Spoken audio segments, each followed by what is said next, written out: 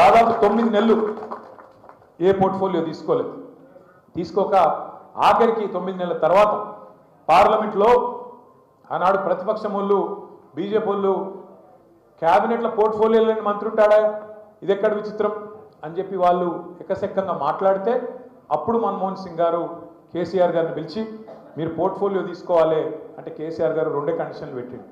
ఒకటి, మరి 9 నెలలు అవుతుంది, తెలంగాణ మీద ఒక్క అడుగు ముందుకు పడతలేదు, మీరు మాట్లాడుతున్నారు కానీ చేస్తలేరు, తెలంగాణ మీద కాంక్రీట్గా మీరు స్టెప్ వేస్తేనే ఒక అడుగు ముందుకేస్తేనే నేను పోర్ట్ఫోలియో తీసుకుంటా అన్నాడు.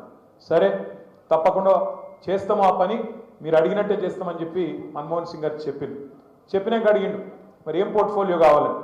కేసీఆర్ గారు చెప్పింది ఏంటంటే నేను మొదటి నుంచి పేదవాళ్ళతో కలిసి పనిచేసినోని, ఇస్తే కార్మిక శాఖ ఇవ్వండి, తప్పకుండా కార్మికులకు మేలు చేసే ఒక అవకాశం వస్తుందని చెప్పి కార్మిక శాఖ ఏరి కోరి తీసుకొని ఒక పని కాదు చాలా పనులు చేసింది.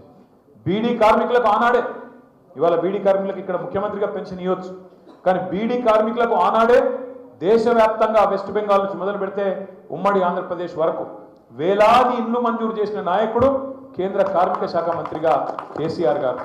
అది మాత్రమే కాదు, ఆనాడు అసంఘటిత కార్మికుల కోసం ఇవాళ మనం మాట్లాడుతాం. ఇప్పుడు మా నగేష్ మాట్లాడిండు, ఏది గిగ్ వర్కర్స్ గురించి మాట్లాడిండు నగేష్, ఓలా ఊబర్ డ్రైవర్ల గురించి, స్విగ్గీ జొమాటోలో పనిచేసే తమ్ముళ్ళ గురించి, చదువుకున్నా కూడా ఉద్యోగాలు లేకపోతే ఇవాళ అసంఘటిత రంగంలో పనిచేస్తున్న పిల్లలు ఎవరైతున్నారో వాళ్ళ గురించి ఇవాళ చాలామంది మాట్లాడుతున్నారు దేశంలో. కానీ ఆనాడే 2005 సంవత్సరంలోనే కేసీఆర్ గారు కార్మిక శాఖ మంత్రిగా అప్పటి ప్రధానమంత్రి మన్మోహన్ సింగ్ను ఒప్పించి అసంఘటిత కార్మిక రంగం అభివృద్ధి కోసం వీళ్ళను సంఘటితంగా చేసి వీళ్ళ ప్రయోజనాలు కాపాడడం కోసం ఒక పెద్ద ఆయన ఉండే అర్జున్ సేన్ గుప్తా గారని, ఒక పెద్ద ఎకానమిస్ట్, ఆయన ఆధ్వర్యంలో ఒక కమిటీ వేసి ఆ కమిటీలో మన నాయకుడు మన పెద్ద దిక్కు ప్రొఫెసర్ జయశంకర్ గారిని కూడా అందులో మెంబర్గా వేసి అర్జున్ సేన్ గుప్తా గారితో ఒక రిపోర్టు తయారు చేసి దేశంలో ఉండే అసంఘటిత కార్మికుల కోసం ప్రభుత్వం ఏం చేయాలి అని ఒక ఆలోచన చేసిన నాయకుడు కేసీఆర్ గారు. సరే తర్వాత దురదృష్టం ఆ పదవిలో, ఎందుకంటే మనం పోయింది పదవి కోసం కాదు, మనం పోయింది ఆ పదవి ద్వారా వచ్చే పైరవుల కోసం కాదు, పైసల కోసం కాదు, తెలంగాణ కోసం పోయినాం. కాబట్టి మాకు తెలంగాణ ఇచ్చే ఆలోచన ఈ కాంగ్రెస్కు లేదు అనే అభిప్రాయం ఎప్పుడైతే కలిగిందో సారు బయటకు వచ్చేసిండు. సరిగా ఆ పని అసంపూర్ణంగానే ఆనాడు మిగిలిపోయింది. కానీ ఇవాళ గర్వంగా ఉన్నది, ఒక ముఖ్యమంత్రిగా కేసీఆర్ గారు ఒక హమాలీల గురించో ఒక ఆటో డ్రైవర్ల గురించో కాదు, అందరి కోసం పనిచేసింది.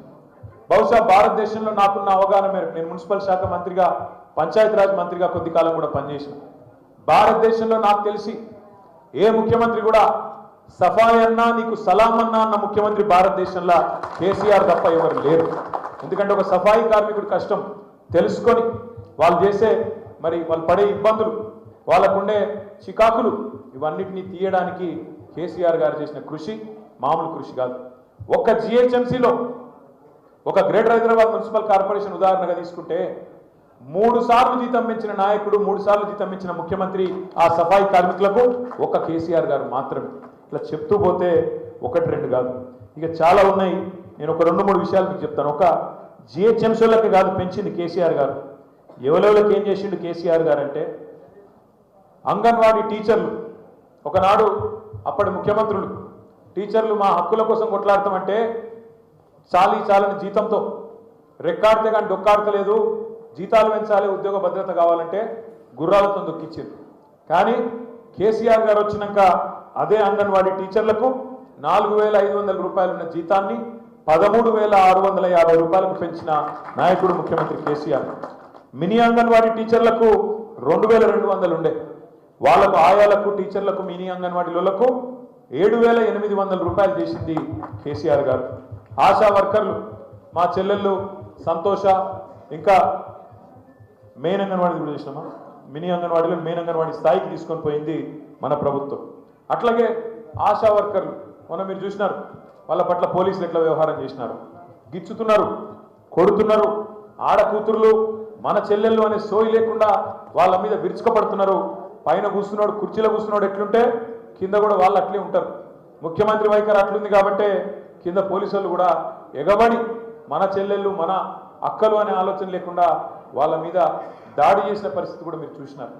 అట్లాంటి ఆశా వర్కర్లకు మన ప్రభుత్వం వచ్చినాడు 2014లో 2,500 రూపాయలు ఉంటే గౌరవ వేతనం దాన్ని 9,750 రూపాయలు 9,900 రూపాయల దాకా తీసుకొని పోయిన నాయకుడు కేసీఆర్ గారు. విఆర్ఏలు విలేజ్ రెవెన్యూ అసిస్టెంట్లు వాళ్ళకు 6,000 వస్తుండే దాన్ని 11,500 చేసిండు. ఐకేపీ ఉద్యోగులకు హెచ్ఆర్సీ పాలసీ అమలు చేసిండు. విఓఏలకు 2,000 నుంచి 6,000 పెంచిండు. ఆర్పీలకు రిసోర్స్ పర్సన్స్కు 6,000 రూపాయలు వచ్చింది. ఇప్పుడే మా దేవిప్రసాద్ అన్న చెప్తున్నాడు ఆర్పీలకు 6 నెలలు జీతాలే దిక్కులేవు. ముఖ్యమంత్రి గారు డైలాగులు కొడుతుంటాడు, మొదటి రోజే జీతాలు ఇస్తున్నాను. ఇవాళ 8 నెలల నుంచి ఆర్పీలకు జీతాలు లేవు. మున్సిపల్ కార్మికులకు 3-4 నెలల నుంచి జీతాలు లేవు. ఇది వాస్తవ పరిస్థితి ఈరోజు ఈ రాష్ట్రంలో. జిహెచ్ఎంసీ కాంట్రాక్ట్ ఉద్యోగులకు ఇప్పుడే నేను చెప్పిన మీకు 3 సార్లు పెంచిండు. 8,000 నుంచి 17,500 రూపాయలు పెంచిండు. మా రాష్ట్ర విద్యుత్ శాఖ మంత్రిగా పనిచేసిన జగదీశ్వర్ రెడ్డి గారికి తెలుసు, విద్యుత్ కాంట్రాక్ట్ కార్మికుల విలీనం ఆనాడే జరిగింది. అదేవిధంగా జీతాల పెంపు, ఉద్యోగ భద్రత ఇవన్నీ కూడా ఆనాడు కేసీఆర్ గారు ముఖ్యమంత్రి